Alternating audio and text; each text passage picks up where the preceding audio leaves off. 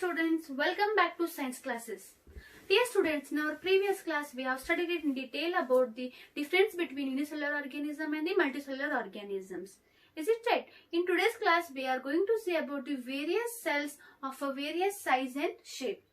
At first we'll see about the size of the cell. So there is a various size cells we can observe. So the size of the cell will be in between the micrometers and the centimeters. So they are very small to seen by our naked eyes. So some are the very small. So those we will be observed by under the microscope. Maximum all the cells will be observed under the microscopes. Is it right? They are very small. So they are in between what range I have said you?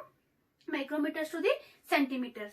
So very smallest cell we can say as a bacteria cell. It is about the 0.1 micrometer to the 0.5 micrometer. It is a very smallest cell we can say here.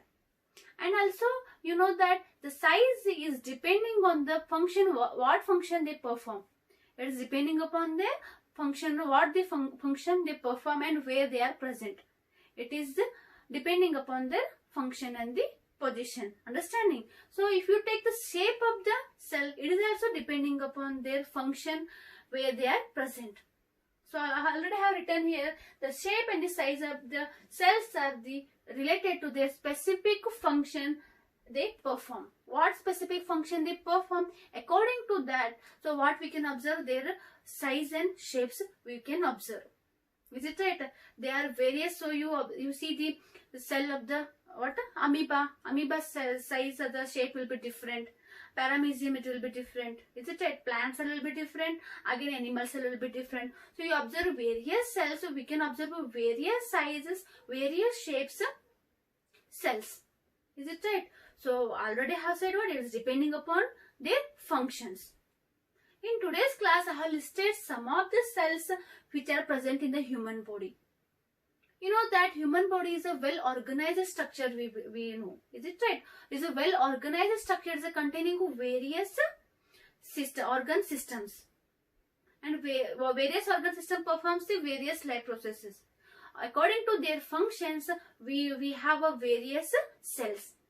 I listed some of the cells here. So I have drawn here a nerve cell, and next red blood cell, fat cell, bone cell, ovum, sperm and the muscle cell. They are present in the various parts of the body and they functions differently. Now let us see the various cells structure and its function. At first is what a nerve cell. So its structure is how branched and the elongated. Okay, it is a little bigger in the size. Okay. So it will be containing how the branch like structure called the dendrons, and next is the nucleus, next it is called the nerve end.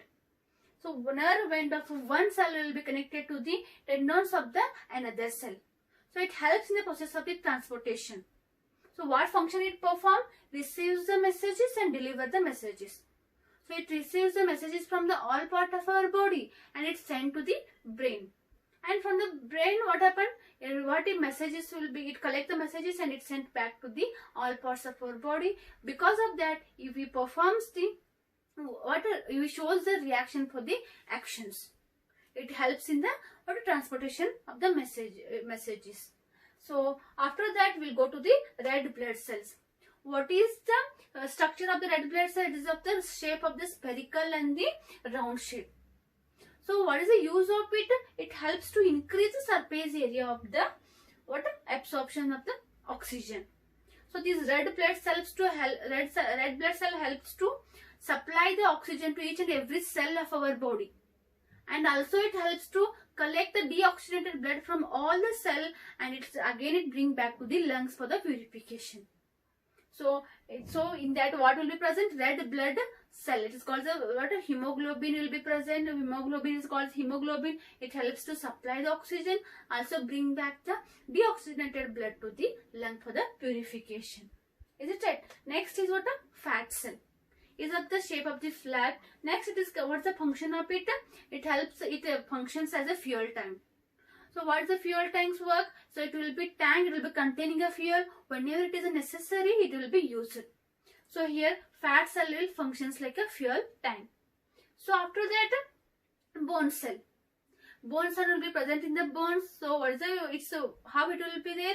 It's a long and the lining in the shape. It helps in the process of the what?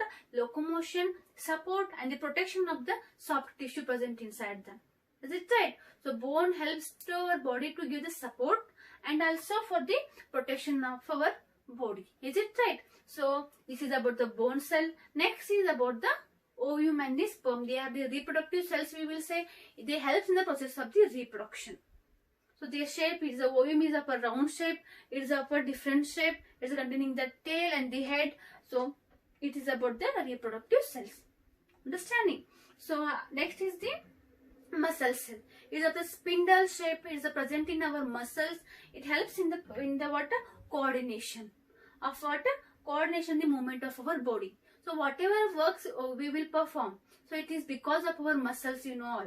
Is it right? So there are the muscle cells. So those muscle cells helps in what? Muscle cells helps to perform the works. Otherwise movement of our body. They are of the spindle shape and they helps in the movement of our body. Is it right? So this is about the various cells of our human body. We have seen the nerve cell, red blood cell, fat cell, bone cell, ovum, sperm and the muscle cell, and their structure and function we have seen. I hope you all understood about it. So next we will see another two more points related to this topic. It is about diffusion and the osmosis. What is the diffusion? So why we are studying these 2 points? These points are related to your next topic. So I am taken these 2 points here. What is the diffusion? Diffusion is the what? It is a spontaneous movement of the substances from the region of the high concentration to the low concentration. So what is it? It is a spontaneous movement of the molecules from a higher concentration to the lower concentration. So for that example, I can say you take the instantic example. So your smoke will be producing from it, and what happens? It is spread throughout your home. Is it right? What happens? Higher concentration molecule spreads to the lower concentration. Is it right? Next, you take a perfumes also. So perfume, if you spray the perfume at one place, so what happens? It spread throughout our room because of the higher concentration to the lower concentration. What happens? It spreads. So what happens here is a higher concentration at the lower concentration. What happens here? Molecules present in the higher concentration. What happens? Immediately they move to the lower concentration. For that, another example we can take. So you will be preparing the food in your kitchen. Close all the doors and windows of the kitchen and you start preparing the food. And after that, after all the preparing the food, what happens? Just suddenly open your windows of the room. What happens? Immediately that all smell of the food, otherwise smoke will transfer to the lower region. Otherwise it goes goes out of the windows. So it will be transferring from the higher concentration to the lower concentration. Because of that, what happened? You can observe a smell in around your home area. Is it right? It is about diffusion. It is called as a diffusion. So this diffusion process helps in respiration process also. So where it helps? So it helps to in the process of the respiration. I have said you so what happens in the respiration process? Oxygen will be supplied by the blood to the cell. So that time blood will be rich in the oxygen. Maximum oxygen will be present in the blood and cell will be not containing anything. So by the diffusion, what happen? Higher concentration means oxygen will be present in the higher concentration in the blood. So what happens? By the diffusion, it enters to the cell. So after the process of the respiration, oxygen will be used to prepare the energy, otherwise to release the energy, and carbon dioxide will be released in that process of the respiration. And now cells are containing the carbon dioxide in the maximum amount. So what happened? By the process of the diffusion, they transfer from the cell to the blood. So in the exchange of the carbon dioxide and the oxygen, in that process also the diffusion process will takes place. Understanding? In the exchange of the carbon dioxide and the oxygen in the process of the transpiration, diffusion process will helps. And next is about the osmosis. Osmosis is like diffusion only. It takes place by the semi-permeable membrane. So what is the osmosis? Let's see here. The movement of the water molecules to the selectively permeable membrane along the concentration gradient is osmosis. What is the osmosis? In the osmosis process, what happens? Movement of the solvent molecules. So there are water molecules. What happens here? They what they transfer from the higher concentration region to the lower concentration region by the selectively permeable membrane. Selectively permeable membrane is like a filter paper, we can say. It will be containing very tiny pores. It acts like a plasma membrane of our cell. So plasma membrane will be present in our cell. It works like what? A plasma membrane of our cell. So what happens? The selectively permeable membrane helps to transfer the molecules from the higher concentration to the lower concentration. But they should pass their permeable membrane and they should move.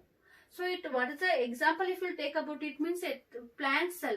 So what happened? Plant cell so tend to obtain the water through the osmosis. So roots, you know that roots helps to absorb the water from the soil. So root will be containing the cells. So their cells permeable membrane will be present. So their cell will be containing, plant cell will be containing the membrane. So through that what happened, by the process of the osmosis, they absorbs the water and they supplies to each and every part of the plant. So that osmosis process where it helps to absorb the water by water in the plant.